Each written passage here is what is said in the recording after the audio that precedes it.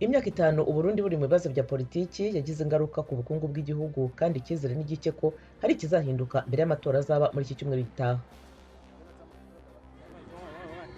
Umunsi umwe nyuma y'imyigaragambyo yamagana ingamba zafatiwe COVID-19 yatwaye ubuzima bw'abantu byibura 7 muri Guinée, abantu bihereje imihanda basaba ko imwe mu misigiti yafunzwe mu kwa gatatu ifungurwa. Meya w'umurwa mukuru Mogadishu wa Somalia yumvikanishije ko abantu bahitanywe na COVID-19 bashobora kuba bakubye inshuro 10 umubare washyizwe ahagaragara.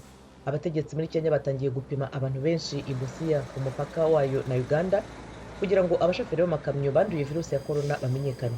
Ubucuruzi bwifashisha ikoranabuhanga muri Senegal bwarazamutse cyane muri ibi bihe by'icyorezo cya virusi ya corona.